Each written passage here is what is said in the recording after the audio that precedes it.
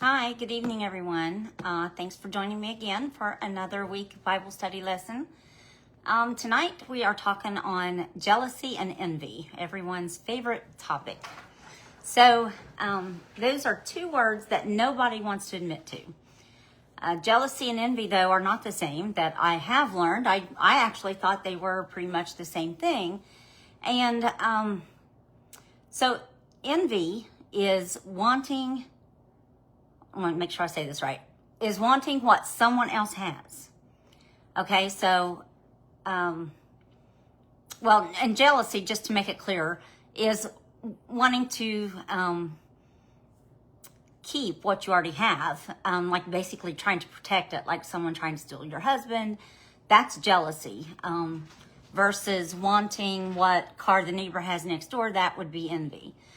So I'll give you a couple examples in the Bible, though. So King Saul was jealous of David, and he wanted to kill him because he was afraid of losing his throne to David and that everyone else would love him more. So that is envy. Then the Pharisees envied Jesus, his authority, and his popularity, and they were envious of that. So they plotted to have him killed. They wanted what he had, and both feelings, envy and jealousy, are sin. And they can lead to, like in this instance, to murder, but it can lead to just harsh treatment, hurt feelings, just a lot of other things, which hopefully we'll get to. But so the Bible's got many stories on each, and I just picked out a few to bring up tonight. Besides that, Cain and Abel, of course, everybody would think of them. So Cain had brought the good produce from the land, and Abel brought the firstborn sheep. And God favored Abel's sacrifice because it was that was the offering that came from the best that he had to give. And so that's why, I'm sorry, my cat's trying to pull at me. Quick, cat. So anyway, that made Cain very jealous and mad. And that is why he lured his brother into the field to kill him. So another one would be Joseph and his brothers. Joseph, the coat of many colors. He was a victim of his brother's jealousy, and that robbed him of his family and his home, his dignity, most of his life. And they stripped him of his robe that he was so proud of, and then they tried, they sold him off into slavery. So let's see. And then they told their dad that he had died. So, there's just one more out of the Bible, and then I'll move on. But King Herod over baby Jesus, he was jealous that Jesus was going to be coming and beloved, by everyone, which would rival, him and his being a king. So he ordered them to kill thousands of Hebrew baby boys in order to try to kill Jesus. So again, that was another plot that led to murder. So jealousy and envy just builds up, and it builds up strife, and it's just very harmful. So psychologically, though, it can be damaging for both parties. Both parties of that, the recipient and the aggressor, have increased stress levels, higher blood pressure, just stress can cause all kinds of inflammation and disease and sickness. So hostility, anger, aggression, and control. It causes low self-esteem. It causes constantly scrutiny against, here's a good for instance, and it's not even anyone in particular, but like the internet. We see ads every day on Facebook and magazines and TV, and we compare ourselves. That's our problem, is we're always comparing what we are to what someone else is. And, you know, we want our hair that way. We want our body to be thin like that. We want our makeup to look like that. So we're constantly comparing, and we're constantly trying to do and redo ourselves. And you know, kind of in a way, I look at that as telling God that his job wasn't good enough, you know, that what he created when he made us individuals isn't good enough, and that we have to try to be like everyone else. And so that's one reason I think that God's strongly against jealousy and envy. You know, what he provides should be plenty. It should be good enough as is. Remember, though, that when other people are being jealous of you, you know, you're looking at your inadequacy and comparing it to them, and it makes you feel less, and you're not less. In fact, you know, I've probably dealt with jealousy and envy my entire life, and not that anyone strived to look like me, but I am outspoken and strong-willed, I'll say. But I take charge. I'm a leader, and I like to get things done. And so when I go into, like, say, a new place or a new church or whatever it is, people automatically feel threatened by me because I'm like that type A personality. And I can remember going into one church, and the lady that kind of led all the women's organized, you know, parties and group things, you know, I just tried to be helpful, and I think she saw me as a threat, that I was trying to take her position, and I wasn't. But I could tell that I wasn't liked very much. And so me personally, what I do every time I know that someone don't like me, I'm going to make them like me. And I literally kill them with kindness until they have no reason not to like me. You know, and that don't always happen. A lot of times they still don't like me. And, you know, haters are going to be haters. The world is full of them. And you got to learn to find your own peace and when to walk away from it, you know, and just don't subject yourself to it. So I think I've skipped way ahead of a lot of things because I get to rambling every time. So yeah, find your peace, you know, accept it. Don't let someone else's sin cause you to stumble. You know, some people you just have to learn to love from a distance, and I've done that a lot in my life. So let's look at, how do you recognize when someone is envious of you or jealous of you? I'm going to say envious in this instance, but, you know, they gossip behind your back. How about they stalk your Facebook page constantly, trying to see what you're doing, finding out the goods on you so that they can go and tell someone else on Facebook and, you know, spread rumors. They're overly interested in your bad news. They gloat when you make mistakes. They take pleasure in your hurt. They are, well, you're their rival. Not that you're have anything against them, but they see you as their competition. And so they're going to find fault in everything you do. And they're the first ones that will laugh the hardest at you.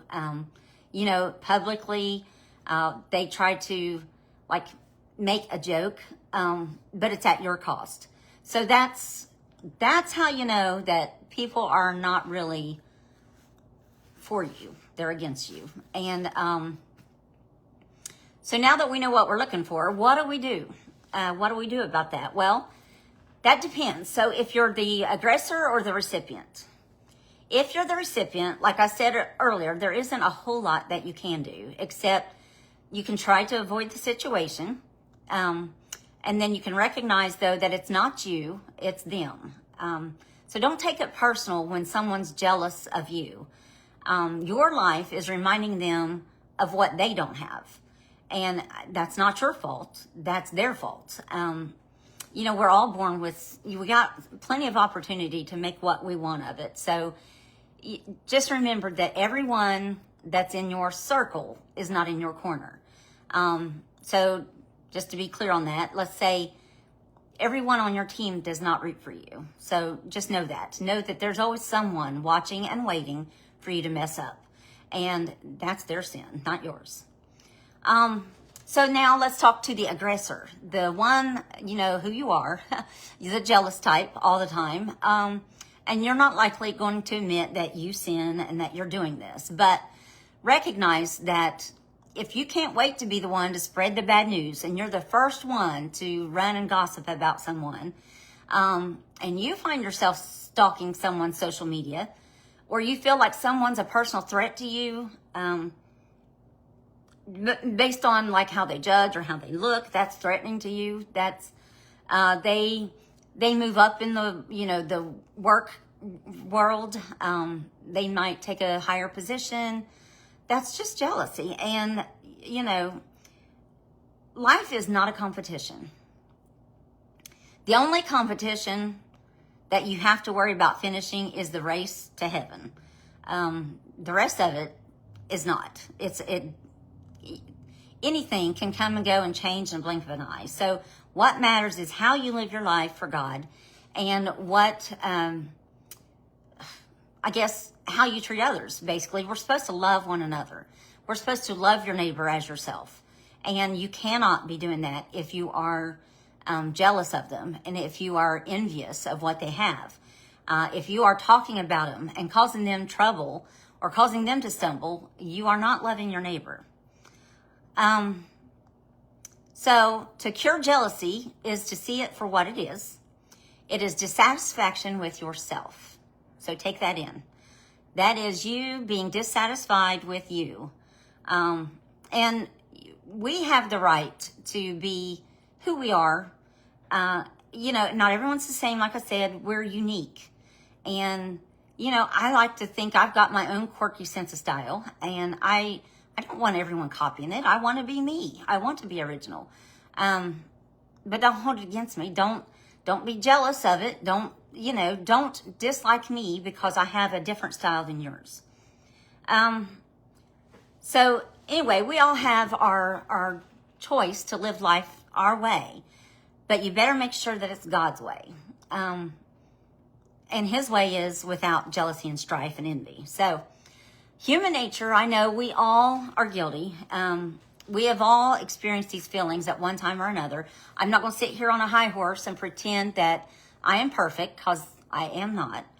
And, you know, listen, I always break it down and tell on myself on these things, but I recently caught myself being envious. I think that was envious, yeah, of my new coworker.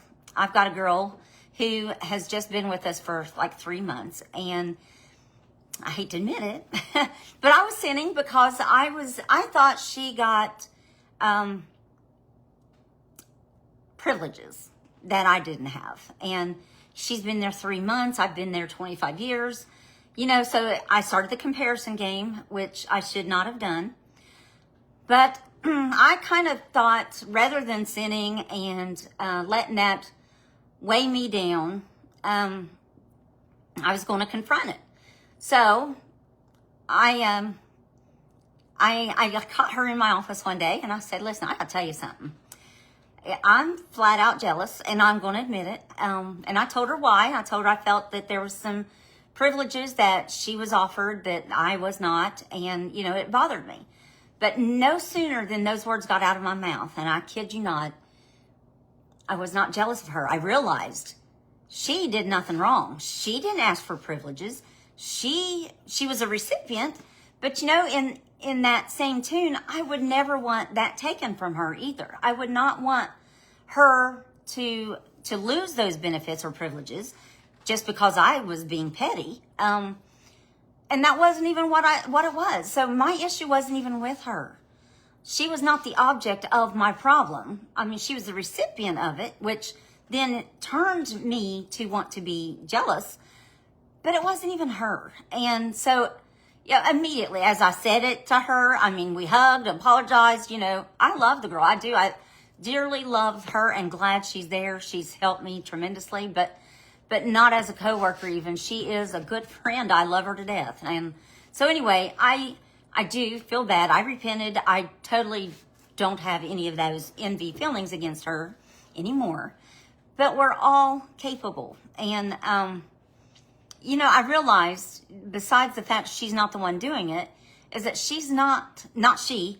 the situation and the privileges were not worth losing my peace or my salvation over. And so I had to let it go. And, you know, those are grown up things. Those are grown up decisions. And to me, being petty and jealous is child things. They're, you know, for 4-year-olds who's fighting over baby dolls that don't understand. They're not for grown adults to have these feelings. So I've kind of preached that one enough. Let's like I said, about those feelings say that God's not supplied you with enough, or that he's not met your needs. And we all know that's not true. We all know that God meets you where you're at. He gives you what you need. So I'm going to close up with some scriptures on jealousy that you can jot these down and reflect on these yourself later. So I'm not got much longer, so my time's a little short tonight. But Job 5:2. Now, we all know what Job went through. But he says, and that's Job 5, verse 2. For wrath kills a foolish man, and envy slays a simple one. So first off, he's telling you it's dumb. You're dumb to be jealous. So that's not me, that's Job. So then the next one is Proverbs 14, verse 30. And again, Proverbs 14:30. I want you guys to write these down. A sound heart is life to the body, but envy is rottenness to the bones. And that's literally saying it will eat you alive. And it will. It will tear you up. It'll keep you a nervous wreck. And there's no good to come from it. And finally, my last scripture is James chapter 3, verse 16 through 18. So that's James 3, 16 through 18. And it says, for where envy and self-seeking exist, confusion and every evil things are there. But wisdom that is from above is pure, then peaceable, gentle, willing to yield, full of mercy and good fruits, without partiality and without hypocrisy. Now the fruit of righteousness is sown in peace by those who make peace. So I like to think that I did my part at making peace, and I don't have any jealousy or envy at all. And anyway, not that it won't happen again, but just check yourself, guys. We all constantly need these kind of reminders to look at your life and what you're living, and, you know, make sure when you're going to someone's Facebook page, it's not to find the dirt on them or to find something to go and talk about to others about them. You don't need to build a team up to be on your side to back you up on jealousy. You know, keep it to yourself, for Pete's sakes. If you are jealous of someone, you don't need to recruit. So that's all I have tonight. Jealousy was just laying on me, and I thought I would share that. So anyway, have a good evening, and see you all next week. Thanks. Bye.